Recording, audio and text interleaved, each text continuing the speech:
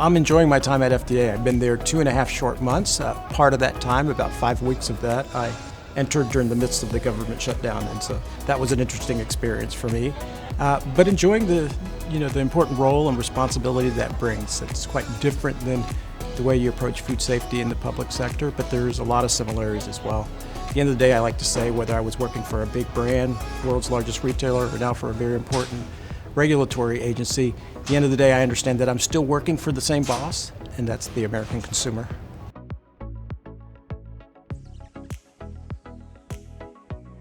Well, whether you're in the private sector or the public sector these days, everyone wants to act like a startup.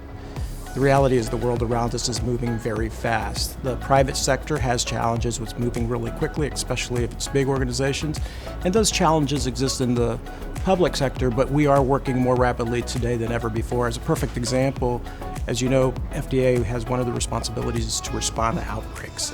Last year, we saw 2 outbreaks associated with romaine lettuce. First outbreak, as you know, it took quite a bit of time to get our outbreak investigation report out. It took us almost 9 months.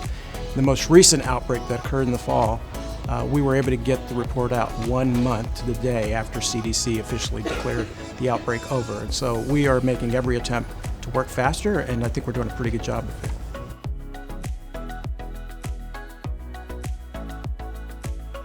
I'm delighted to see that GFSI is putting such a focus on the importance of really traceability and transparency, maybe enabled by blockchain, and I'm happy that I had a role to play in elevating the conversation. And the reason I did that, Barbara, was that after 30 years in the profession, one of the things I realized is that an Achilles heel in today's food system is a lack of traceability and transparency, and that transparency is the equivalent of shining a light on the food system, and that would hold people accountable and in turn maybe behave more responsibly. And so it was a big portfolio of mine. I spent the past 2 years digging deep into what distributed ledger technology means and how it can enable a new era of food traceability.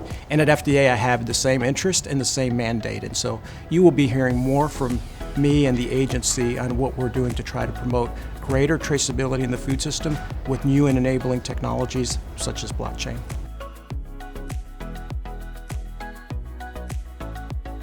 For me, at the end of the day, whether you're in the public sector or the private sector, and certainly when you're working in large organizations like large retailers or the FDA, your job at the end of the day isn't to create better food safety programs. It isn't necessarily to write better rules or policies. It's really how do you influence the behaviors of millions of people that work in the food industry. And at the end of the day, that results having to understand about organizational culture, principles about human behavior. And so some of those techniques I have full intention of employing in the public sector because it's the same outcome. We need to influence. Food safety culture is a prerequisite for food safety management systems. And if you don't have strong food safety culture, you can have the best rules and policies in the world, but if people aren't going to do them, it's meaningless.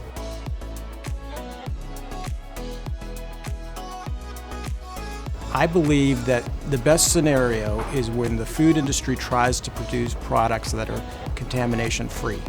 And the idea or paradigm of just cook it is an old paradigm. We have to strive to continue to remove pathogens from the food supply. But the reality is there's a shared responsibility for food safety along the entire continuum, from farm to home. And we need a strong food safety culture. And so some of that is making sure that consumers know what are the safe practices that they should practice at home to protect their loved ones, friends, and family. And so we're going to be redoubling our effort, and you'll see more from us in the way of consumer food safety education.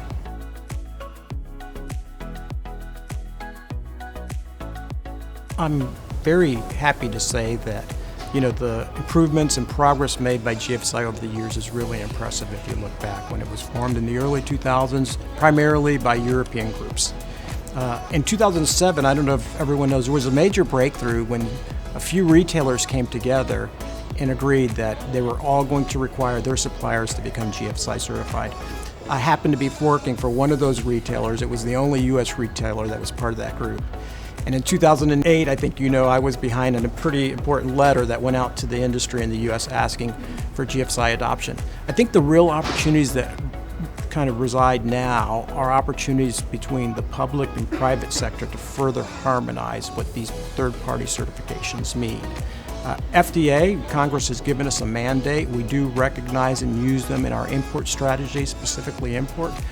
But I think we need to look at this new era of public and private partnership where resources around the world are shrinking. And so we will be creative in how we do that, but it's a two-way street. I think when I was on the other side of the fence in the private sector, we always wanted government to recognize private schemes. Now that I'm on the other side of the fence, I realize that the private sector has to step up and do some things too, such as, are they really committed to sharing data? Are they really committed to continue to improve their private schemes and standards so they align with the strictest of regulatory authorities? For example, in the US, sometimes these schemes have to do addendums to comply with FSMA. And so there's work to be done on both sides, but we are fully committed to working with the private sector to strengthen public-private partnerships. I'm very excited about the future, surrounded with some great people at FDA, and I would say that the future of food safety is looking pretty bright.